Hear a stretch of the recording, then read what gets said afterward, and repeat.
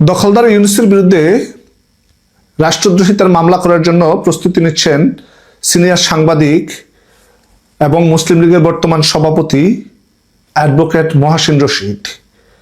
তিনি গত পরশুদিন আমাদের কারা নির্যাতিত সাংবাদিক মঞ্জুরুল আলম খান পান্নার ইউটিউব চ্যানেল মানচিত্রে এসে কথোপকথনের এক পর্যায়ে তিনি বলেছেন, যদি বিএনপি এই ইউনূসের বিরুদ্ধে কোনো ব্যবস্থা না নেয় তাহলে তিনি রাষ্ট্রদ্রোহিতার মামলা করবেন। আসসালামু আলাইকুম রহমতুল্লাহ, আমি তোফায়েল আহমেদ আছি যথারীতি আপনাদের সাথে। আসুন এই বিষয়টা নিয়ে একটু কথা বলার চেষ্টা করি। কেন, কি কারণে দখলদার ইউনূসের বিরুদ্ধে রাষ্ট্রদ্রোহিতার মামলা হওয়ার সম্ভাবনা আছে। গত 4 দিন আগে কালবেলায় আমাদের মহামান্য রাষ্ট্রপতি একটা সাক্ষাৎকার দিয়েছেন। উনি ওই সাক্ষাৎকারে বিভিন্ন বিষয় নিয়ে কথা বলেছেন। গত 18 মাস উনি যে কার্যত গৃহবন্দী ছিলেন সেই বিষয়টা তিনি তুলে ধরেছেন। তার হঠাৎ করে আমরা একবার খবর পেলাম গত বছর বিশ্বের বিভিন্ন দেশে আমাদের যে অ্যাম্বাসিগুলো আছে সেখান থেকে রাষ্ট্রপতির ছবি অপসারণ করা। তারপরে রাষ্ট্রপতিকে সর্বশেষ যে 2-3টা ঈদ গিয়েছে, রাষ্ট্রপতি সাধারণত আপনার জাতীয় ঈদগাহে এসে নামাজ পড়ে, তিনি ওইখানে এসেও নামাজ পড়লেন না। তারপরে বিশ্বের বাংলাদেশে যেই বিশ্ববিদ্যালয়গুলো আছে সরকারি বেসরকারি, এগুলোর যে সমাবর্তন অনুষ্ঠান হয়, আচার্য হিসাবে রাষ্ট্রপতি আসেন ওই সমাবর্তন অনুষ্ঠানে, সেগুলোতে উনি মিসিং। তো সব জায়গায় কানাঘুষা চলছে, নিশ্চয়ই কোনো না কিছু একটা ঘটছে যে কারণে আপনার এই ব্যাপারগুলো হচ্ছে। তো রাষ্ট্রপতি যেই বিষয়গুলো নিয়ে অভিযোগ করেছেন সেগুলো ভয়ঙ্কর অভিযোগ। একজন সরকার প্রধান হিসাবে সে কখনোই রাষ্ট্রপতিকে এইভাবে অ্যাভয়েড করতে পারে না এবং এইভাবে সরকার চালাইতে পারে না। আমরা বরংবার বলার চেষ্টা করেছি যে দখলদার ইউনূস এই সরকারটা প্রথমত অবৈধ, দ্বিতীয়ত সাংবাদিক যারা ছিলেন তারা এই জিনিসটা গ্রহণ করেননি। দেখুন, সংবিধানের আলোকে অন্তর্বর্তী সরকার হওয়ার কোনো সুযোগ নেই। তারপরে দখলদার ইউনূস এই সরকার গঠন করার পরে যে সিদ্ধান্তগুলো নিয়েছেন সেই সিদ্ধান্তগুলো অবৈধ সরকারের অবৈধ সিদ্ধান্ত হয়ে গেছে। যে রাষ্ট্রপতির কাছ থেকে তারা শপথ গ্রহণ করলেন সেই রাষ্ট্রপতিকে তারা শেষ পর্যন্ত মানছেন না। রাষ্ট্রপতির যে অভিযোগগুলো বিদ্যমান হয়েছে, রাষ্ট্রপতির যে অভিযোগগুলো আমাদের সামনে এসেছে, এই অভিযোগগুলো যদি ধরা হয় তাহলে ইউনূসের যেই 18 মাসের শাসনকাল আছে সে 18 মাস সম্পূর্ণটাই অবৈধ। দেখুন, আমাদের সাংবাদিক থেকে শুরু করে সুশীল সমাজ থেকে শুরু করে এমন কোনো মানুষ নেই যারা ইউনূসের বিরুদ্ধে কথা বলেছে জেলখাটে নাই। 18 মাসের শাসন আমলে বাংলাদেশের 350-র উপরে হত্যা হয়েছে শুধুমাত্র মব সৃষ্টি করে, আর সেটাকে নীরবে সমর্থন দিয়ে গেছেন দখলদার ইউনূস। সেখানে মবই শেষ কথা ছিল না, সমন্বয়করা যে পরিমাণ চাঁদাবাজি দখলদারিত্ব করেছেন সেটা আপনারা সার্জিস আলমের একটা ভিডিও কথোপকথনে আপনারা দেখেছেন। সে সেখানে বলতেছিল যে মানুষ অচিরেই ইউনূসকে মনে করবে। মানুষ মনে করবে না ইউনূসকে, এই সমন্বয়করা ইউনূসকে মনে করবে। কারণ এই সমন্বয়করা এত পরিমাণ সুবিধা দখলদার ইউনূসের আমলে পেয়েছেন যেটা অকল্পনীয়। মব সৃষ্টি করে যে কোনো সাধারণ নাগরিককে হেনস্থ করা, হত্যা করা, মানুষের ধন সম্পদ লুট করে নেওয়া, মিথ্যা মামলা দিয়ে ফাঁসিয়ে দেওয়া, লাখ লাখ আওয়ামী লীগের নেতাকর্মীদেরকে মিথ্যা মামলায় কারাগারে পাঠানো, এগুলো সব ইউনূসের শাসন আমলে হয়েছে। এই 18 মাসে যে পরিমাণ হত্যা আওয়ামী লীগের নেতাকর্মীদেরকে জেলে করেছে সেটা হচ্ছে 117 জনের মতো শুধু জেলে। আর বাহিরে এবং জেলে মিলে যদি হত্যার সংখ্যা ধরা হয় 700 অধিক নেতাকর্মীকে সে গত 18 মাসে হত্যা করেছে। দখলদার ইউনূস সর্বশেষ যে আমেরিকার সাথে চুক্তিটা করেছেন সেই চুক্তিটার যে দেশ বিক্রির যে চুক্তিটা দখলদার ইউনূস করেছেন সেটার জন্য রাষ্ট্রপতির সাথে সলা পরামর্শ করা ছাড়াই সে এই চুক্তিটা করেছেন। দেখুন, সবসময় ইউনূস সহ সব ধরনের সুশীল সমাজ বলে আসছে বাংলাদেশ আওয়ামী লীগ দেশ বিক্রি করার চুক্তি করেছে ইন্ডিয়ার সাথে। কিন্তু পক্ষান্তরে আজকে দেখেন 18 মাসে দখলদার ইউনূস ইন্ডিয়ার সাথে করা একটা চুক্তি সে জনসাধারণের সামনে তুলে ধরেনি।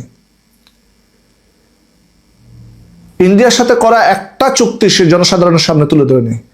আসিফ নজরুল বলেছিলেন এই বাংলাদেশে অরাজকতা সৃষ্টি করার পূর্বে বলেছিলেন সে যে বাংলাদেশে 24 লাখ ইন্ডিয়ান নাগরিক আছে যারা কাজ করছে, কিন্তু তারা 18 মাস ক্ষমতায় থেকে 4 লাখ ইন্ডিয়ান নাগরিকেরও হিসাব দিতে পারেনি। 4 লাখ তো দূরের কথা, 40,000 ইন্ডিয়ান নাগরিকেরও হিসাব তারা দিতে পারে নাই। এই ধরনের অজস্র মিথ্যা কথা বলে গল্প বানিয়ে সেটাকে বাংলাদেশ আওয়ামী লীগের বিরুদ্ধে উত্থাপন করেছেন, জনমনে ক্রোধ সৃষ্টি করেছেন বাংলাদেশ আওয়ামী লীগের বিরুদ্ধে। তারা একটা এজেন্ডা বাস্তবায়ন করার জন্য ক্ষমতায় বসেছিলেন, সেটা দখলদার ইউনূস তার ব্যক্তি স্বার্থে তার বিভিন্ন প্রতিষ্ঠানকে নামে বেনামে লাইসেন্স দেওয়া। আজকে বণিক বার্তা পড়তে গিয়ে শুনলাম বাংলাদেশে এই 18 মাসে 250-র উপরে রিক্রুটিং লাইসেন্স ইস্যু করা হয়েছে। সারা ইন্ডিয়াতে রিক্রুটিং লাইসেন্স আছে 1,500, আনুমানিক 1,500-র মতো, আর বাংলাদেশে রিক্রুটিং লাইসেন্স আছে 3,000-এর মতো। আপনারা চিন্তা করতে পারছেন? মানে চিন্তার বিষয়টা কোথায় দেখেছেন? তারা 18 মাসে 300-250-র উপরে আনুমানিক 300-র মতো রিক্রুটিং লাইসেন্স দিয়ে গেছেন, টিবি লাইসেন্স দিয়ে গেছেন, ব্যাংকগুলোকে ধ্বংস করে দিয়ে গেছেন। আজকে অর্থনীতির অবস্থা মৃতপ্রায়। নতুন সরকারের বিদ্যুৎ মন্ত্রী ইকবাল মাহমুদ টুকু বলেছেন যে বিদ্যুৎ খাত দেউলিয়া পর্যায়ে।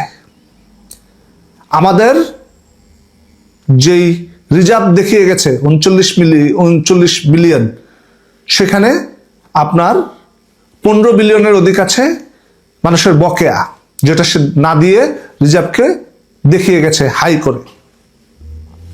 প্রত্যেকটা জায়গায় সে তার মন মানসিকতা ব্যবহার করে দেশকে ধ্বংস করার দ্বার প্রান্তে দিয়ে গেছে। আজকে এই সিন্ডিকেটকে বৈধতা দিচ্ছে বিএনপি।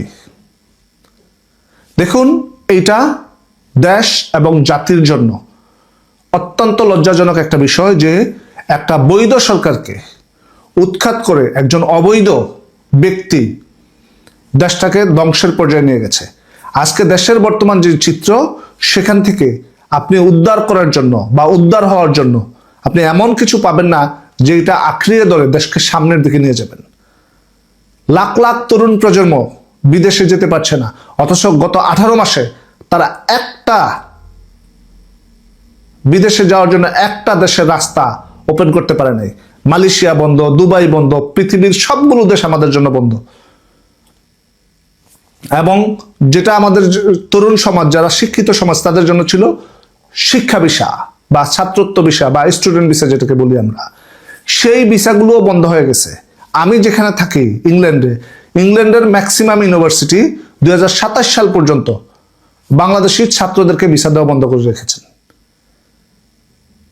আপনি যাবেন কোথায়? আর যাওয়ার আগে ইউনূস কি বলে? আমরা বাটপাড়িতে পৃথিবীর সর্বোচ্চ অবস্থানে আছি। বাটপার কি বাঙালি জাতি না এই দখলদার ইউনূস? ও তার পকেটটা পূরণ করে দেশটাকে লুট করে আরেকটা লুটতরাজ গ্রুপের কাছে দিয়ে সে বিদায় নিয়েছে।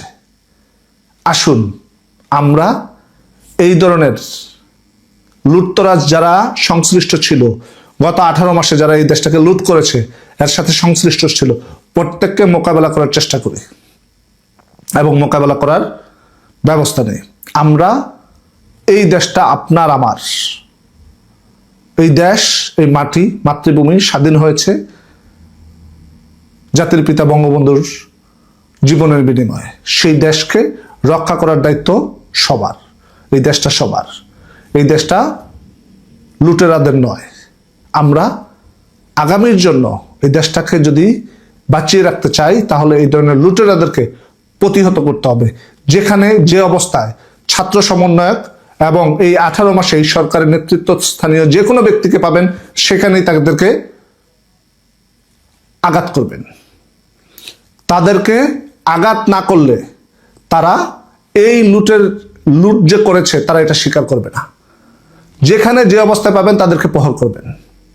দর্শক, আমাদের সাবেক প্রধান উপদেষ্টা প্রফেসর ইউনূসের বিরুদ্ধে যে অভিযোগগুলো এখন আসছে, দুদকে তো অভিযোগ গেছে হাজার হাজার কোটি টাকার নানা রকমের দুর্নীতি এবং নানা ধরনের কার্যকলাপের ফিরিস্তি দুদকে জমা হয়ে গেছে। তিনি সহ তার উপদেষ্টাদের প্রায় সবাই, 2-4 জন বাদ দিয়ে প্রায় সবার বিরুদ্ধে অভিযোগ এসেছে।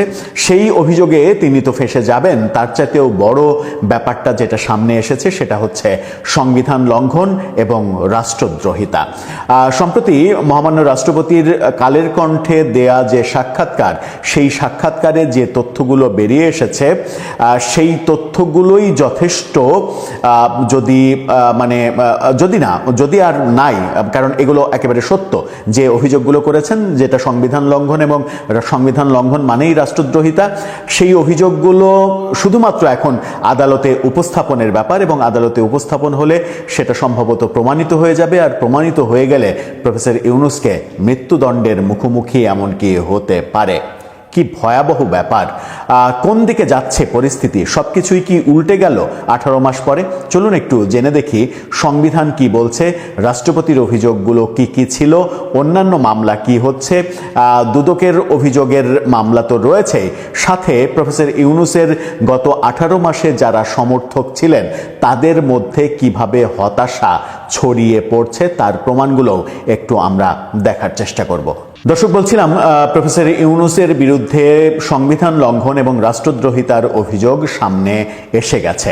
এখন সেটা আনুষ্ঠানিকভাবে আদালতে গেলে পরিস্থিতি কোন দিকে যাবে সেটাই বড় ব্যাপার। রাষ্ট্রপতি শাহাবুদ্দিন সাহেব তিনি যে অভিযোগগুলো করেছেন তার মধ্যে একটি বড় অভিযোগ হচ্ছে প্রধান উপদেষ্টা বিদেশে গিয়ে অন্তত 14-15 বার বিদেশ সফর করেছেন, একটি বারও তিনি বিদেশ থেকে ফিরে এসে রাষ্ট্রপতির কাছে রিপোর্ট করেননি। এই যে একটিবারও রিপোর্ট করেননি এবং কি করেছেন সেই ব্যাপারে রাষ্ট্রপতিকে অবহিত করেননি, নাম্বার 1। নাম্বার 2, বিদেশের সঙ্গে যে কোনো চুক্তি করার ব্যাপারে যদি চুক্তি করতে হয় তাহলে রাষ্ট্রপতিকে সেটা অবহিত করতে হয়। সেটাও আমেরিকার সঙ্গে চুক্তি, চীনের সঙ্গে চুক্তি, এই চুক্তিগুলো যেটা করেছেন, আমেরিকার সঙ্গে চুক্তি অনেকে যেটাকে রাষ্ট্রবিরোধী দেশ বিক্রির চুক্তি বলছেন, সেই চুক্তি ব্যাপারে সাধারণ মানুষকে তো বটেই, কোনো রাজনৈতিক দলকে তো কিছু বলেনি, এমনকি রাষ্ট্রের যিনি প্রধান সেই রাষ্ট্রপতিকে পর্যন্ত কিছু বলেননি। সংবিধান বিশেষজ্ঞরা বলছেন যে এটা স্পষ্ট সংবিধান লঙ্ঘন এবং সংবিধানের 145 ধারা অনুযায়ী বিদেশের সঙ্গে যে কোনো চুক্তির ব্যাপারে রাষ্ট্রপতিকে অবহিত করতেই হবে।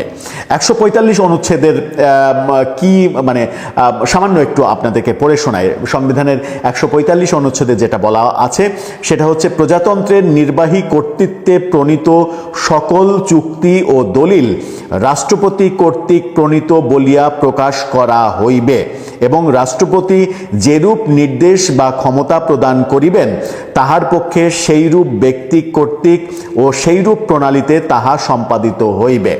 অর্থাৎ যে কোনো চুক্তি ব্যাপারে রাষ্ট্রপতির সঙ্গে পরামর্শ করতে হবে, রাষ্ট্রপতি যে পরামর্শ দেবেন, যেভাবে করতে বলবেন সেইভাবেই করবেন তো প্রধানমন্ত্রী কিংবা প্রধান উপদেষ্টায়, কিন্তু এটা সাংবিধানিক নিয়ম যে কোনো চুক্তির ব্যাপারে রাষ্ট্রপতিকে অবহিত করতে হবে, রাষ্ট্রপতি যেভাবে পরামর্শ দেবেন সেই পরামর্শ মতে কাজ করতে হবে প্রধানমন্ত্রী কিংবা প্রধান উপদেষ্টাকে। সংবিধানের 145 ধারায় এটা স্পষ্ট বলা আছে। সংবিধানে এটাও বলা আছে যে প্রধানমন্ত্রী কিংবা প্রধান উপদেষ্টা বিদেশ সফর করলে তার রিপোর্ট রাষ্ট্রপতিকে এসে দিতে হবে। সেটাও সংবিধান লঙ্ঘন এবং রাষ্ট্রদ্রোহিতা। চুক্তির ব্যাপারে এটাও সংবিধান লঙ্ঘন এবং রাষ্ট্রদ্রোহিতা। সারা পৃথিবীতে বিদেশি মিশনগুলোতে যে রাষ্ট্রপতির ছবি নামানো হয়েছে, এই যে ছবি নামিয়েছেন উপদেষ্টা রিজওয়ানা হাসান, যে তথ্যগুলো আসছে তার সরাসরি নির্দেশেই এই কাজগুলো করা হয়েছে। কার নির্দেশে করা হয়েছে এটা ব্যাপার না, কে প্রধানমন্ত্রী কিংবা প্রধান উপদেষ্টা সেটা হচ্ছে ব্যাপার। প্রফেসর ইউনূসের আমলে সারা পৃথিবীর মিশন থেকে রাষ্ট্রপতির ছবি নামানো হয়েছে, যেটা বাংলাদেশের সংবিধান বলছে যে রাষ্ট্রপতি, রাষ্ট্রের প্রধান হিসেবে রাষ্ট্রপতির ছবি থাকবে, সেটা নামিয়েও সংবিধান লঙ্ঘন করা হয়েছে। অর্থাৎ অনেকগুলো ইস্যুতে সংবিধান লঙ্ঘনের ব্যাপারটা চলে আসবে এবং সংবিধান লঙ্ঘন মানেই রাষ্ট্রদ্রোহিতা, আর রাষ্ট্রদ্রোহিতা মানেই রাষ্ট্রদ্রোহিতা এবং সংবিধান লঙ্ঘনের সর্বোচ্চ শাস্তি হচ্ছে মৃত্যুদণ্ড। এছাড়া অধ্যাদেশ জারির ব্যাপার রয়েছে। 133টা অধ্যাদেশ জারি করানো হয়েছে রাষ্ট্রপতিকে দিয়ে। সেই 133টা অধ্যাদেশের মধ্যে অনেকগুলো অধ্যাদেশ রয়েছে যেটা সংবিধান বিরোধী, সংবিধানে নেই। যেমন গণভোটের অধ্যাদেশ জারি করা হয়েছে, সংবিধানে গণভোট নেই। সংবিধানে নাই এমন কিছু অধ্যাদেশ দেয়া যায় না। যেমন জুলাই সনদ বাস্তবায়নের অধ্যাদেশ দেয়া হয়েছে যে ওটাকেই সংবিধান করতে হবে, এটা মানে সংবিধানের পুরোপুরি বরখেলাপ, কারণ জুলাই সনদ সংবিধানে নেই। সংবিধান সংশোধনের একমাত্র এখতিয়ার সংসদের 2/3 সদস্যদের। 2/3 সদস্য যদি মনে করেন সংবিধান পরিবর্তন হবে, সেটা তারা করতে পারেন। তাও সংবিধানের সর্বশেষ যে অবস্থা, সেই অবস্থায় সংবিধানের যে মৌলিক নীতি, সেই মৌলিক নীতি আবার কেউ পরিবর্তন করতেও পারবে না। 2/3 সদস্য সেই মৌলিক নীতিও পরিবর্তন করতে পারবে না, এরকম কথাও বলা হয়েছে। সেখানে রাষ্ট্রপতির কে দিয়ে অধ্যাদেশ দিয়ে সংবিধান লঙ্ঘন করেছেন, এটাও রাষ্ট্রদ্রোহিতার কাজ হিসেবে পরিগণিত হবে। এরকম পরিস্থিতি যখন তৈরি হয়েছে, তখন জামাতের আইনজীবী এবং এবারের নির্বাচনে যিনি প্রতিদ্বন্দ্বিতা করেছিলেন শিশির মনির, প্রতিদ্বন্দ্বিতা করে অবশ্য একটা ভালো দৃষ্টান্ত তৈরি করেছিলেন। তিনি পরাজিত হয়ে তিনিই প্রথম পরাজয় মেনে নিয়ে বিজয়ীকে অভিনন্দন জানিয়েছিলেন আনুষ্ঠানিক ফলাফল ঘোষণার আগেই। তার জন্য আমরাও আমাদের পক্ষ থেকে আমাদের একটা ভিডিওতে তাকে প্রশংসা করেছিলাম, অভিনন্দন জানিয়েছিলাম, বলেছিলাম এই কালচার বাংলাদেশের দরকার। শিশির মনিরের বক্তব্যে বেশ হতাশা দেখছি ইদানিং। পরপর গতকালকে তিনি 2টা ফেসবুক পোস্ট আমাদের চোখে পড়েছে, সেই ফেসবুক পোস্ট 2টা দেখে নিন। সেখানে একটাতে বলছেন তিনি, তখনকার পরিস্থিতিতে প্রফেসর ইউনূস ছাড়া দেশকে রক্ষা করার মতো কেউ ছিল না, তিনি এই দায়িত্ব নিতে রাজি ছিলেন না, অনেকটা জোর করেই তাকে আনা হয়েছে, রাষ্ট্রদ্রোহিতার মামলার ভয় দেখাচ্ছেন, বাহ বেশ বেশ। তো অর্থাৎ তিনি একেবারে অসহায়ত্ব প্রকাশ করছেন যে প্রফেসর ইউনূসকে রাষ্ট্রদ্রোহিতার মামলার মানে তার বিরুদ্ধে রাষ্ট্রদ্রোহিতার মামলার প্রস্তুতি যে চলছে সেই ব্যাপারে তিনি হতাশা প্রকাশ করছেন। আবার আরেকটা পোস্টে তিনি লিখেছেন কালো ব্যাকগ্রাউন্ড দিয়ে, সেখানে তিনি লিখেছেন প্রফেসর ইউনূস সাহেবকে ভিলেন বানানোর চেষ্টা চলছে, তাকে ভিলেন বানাতে পারলে জুলাই অভ্যুত্থানও প্রশ্নবিদ্ধ হয়, অভ্যুত্থানকে প্রশ্নবিদ্ধ করতে পারলে লাভ কার, না পারলে লোকসান কার, বিষয়টি পরিষ্কার। এখানেও তার হতাশা ফুটে উঠেছে আমরা দেখছি। তার মানে শিশির মনিরের মতো এত বড় একজন আইনজীবীও যখন বুঝতে পারছেন যে পরিস্থিতি ভালো না, পরিস্থিতি খারাপ দিকে যাচ্ছে, এবং তিনি বুঝেই এই পোস্ট দিচ্ছেন যে তার বিরুদ্ধে যদি মানে যে কাজগুলো হয়েছে সেগুলো স্পষ্ট রাষ্ট্রদ্রোহিতা, এবং এই ব্যাপারে যদি মামলা হয়ে যায় তাহলে ফেঁসে যাবেন প্রফেসর ইউনূস সহ উপদেষ্টারা। কিন্তু জুলাইয়ের যে কথা বলছেন শিশির মনির, সেই ব্যাপারে আবার ওই অন্তর্বর্তীকালীন সরকারকেই বেশিরভাগ জুলাইয়ের পক্ষের যারা মানুষ তারা কিন্তু দোষী করছেন। কারণ জুলাইয়ের যে স্পিরিট, জুলাইকে ধ্বংস করেছে এই সরকারই নানাভাবে জুলাইয়ের স্পিরিট বিরোধী কাজ করে, কাজকে উৎসাহিত করে, মব ভায়োলেন্স প্রতিষ্ঠিত করে, ছাত্রদেরকে অনেক বেশি আশকারা দিয়ে ব্যাপারগুলো করেছেন। জুলাইয়ের একটা স্পিরিট ছিল হচ্ছে ইনক্লুসিভ বাংলাদেশ, সবাই মিলে বাংলাদেশ গড়ব, সবাই মিলে বাংলাদেশটা শেখ হাসিনা গড়েননি, এই জন্যই তো আমাদের আপত্তি ছিল। আমাদের মূল দাবি কি ছিল? যে সবাই মিলে একটা ইনক্লুসিভ বাংলাদেশ হবে, একটা ইনক্লুসিভ নির্বাচন হবে, সবাই সেখানে উৎসবমুখর পরিবেশে উপস্থিত হবেন, এবং জনগণ যাকে গ্রহণ করবে তিনি রাষ্ট্রের দায়িত্ব নেবেন, জনগণ যাকে ছুঁড়ে ফেলবে তিনি মানে কি বলবে ইতিহাসের গহ্বরে তার জায়গা হবে, সেটাই হওয়ার কথা ছিল। কিন্তু 1.5 বছর প্রফেসর ইউনূস সরকার যে কাজ করেছে, আদালতে মব, বিচারাঙ্গনকে প্রভাবিত করা, জামিন না দেয়া, সাংবাদিকদের নির্যাতন করা, সাংবাদিকদের মানে তার কোনো সমালোচনা করলে সাংবাদিকদের সন্ত্রাস বিরোধী আইনে আটকে দেয়া, এই ব্যাপারগুলো চতুর্দিকে তার জন্য অনেক বেশি খারাপ ব্যাপার তৈরি হয়েছে। আবার রাষ্ট্রদ্রোহিতার ব্যাপার তো রয়েছেই। দুদকে যে অভিযোগ, দুদকের পক্ষ থেকে বলা হয়েছে, বাংলাদেশ প্রতিদিন এবং কালের কণ্ঠ বলছে যে এই মাত্র কয়েকদিনে, মানে ক্ষমতা ছাড়ার এই কয়েকদিনে মাত্র, এখনো 10 দিন হয়নি, সেই কয়েকদিনে যত অভিযোগ পড়েছে দুদকে বিগত সরকারের উপদেষ্টা, প্রধান উপদেষ্টা থেকে শুরু করে উপদেষ্টাদের বিরুদ্ধে, এই পর্যন্ত রেকর্ড করে ফেলেছে। এরকম ভয়াবহ হারে, মানে পাইকারি দরে অভিযোগ এর আগে কখনো পড়েনি। এবং সেই অভিযোগগুলো ছোটখাটো অভিযোগ না, শত কোটি, হাজার কোটি, হাজার হাজার কোটি টাকার দুর্নীতির অভিযোগ। অথচ দুর্নীতির বিরুদ্ধেই আমরা সব থেকে বেশি সোচ্চার থাকার কথা ছিল আমাদের। শেখ হাসিনা সরকারের যে দুর্নীতি, সেই দুর্নীতির বিরুদ্ধেই আমরা কথা বলেছি। সেই জায়গা থেকে আমরা কিন্তু বেরিয়ে আসতে পারিনি। ট্রাইব্যুনালে, আন্তর্জাতিক অপরাধ ট্রাইব্যুনালে, সেখানে মানে বিচারের নামে মামলা বাণিজ্য হয়েছে, রাজসাক্ষী বাণিজ্য হয়েছে, ট্রাইব্যুনালের চিফ প্রসিকিউটরের বিরুদ্ধে হাজার হাজার কোটি টাকা নেওয়ার যে অভিযোগগুলো উঠেছে, সব মিলিয়ে প্রফেসর ইউনূস সরকারের 1.5 বছরটা জুলাইয়ের যে আদর্শ, সেই আদর্শ বাস্তবায়িত হওয়ার জন্য কোনো কাজই হয়নি বলেই মনে করছেন অনেকে। সুতরাং জুলাইয়ের কথা বলে আদতে জুলাইকে আহত করা হয়েছে, জুলাইকে কলঙ্কিত করা হয়েছে, জুলাইয়ের যে স্পিরিট, সেই স্পিরিটকে নষ্ট করা হয়েছে। জুলাইয়ের যে আদর্শ ছিল, সেই আদর্শকে ধারণ করে কেউ পথ চলেনি। আর পথ চলেনি বলেই এখন মানুষ বেজায় খেপেছে।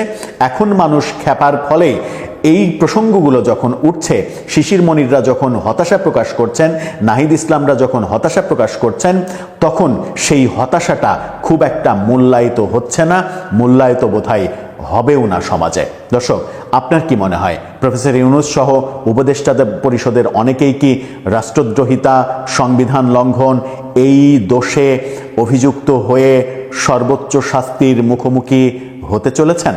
এবং তাদের জন্য কি আবার আর একটা নতুন ট্রাইব্যুনাল তৈরি করা হবে, নাকি এই যে আন্তর্জাতিক অপরাধ ট্রাইব্যুনাল, সেখানেই তাদের বিচার হবে? সেরকম দৃশ্যও কি আমাদের দেখতে হবে? আমরা আর কত সার্কাস দেখব এদেশে? আপনার মতামত জানিয়ে লিখতে পারেন আমাদের কমেন্ট বক্সে।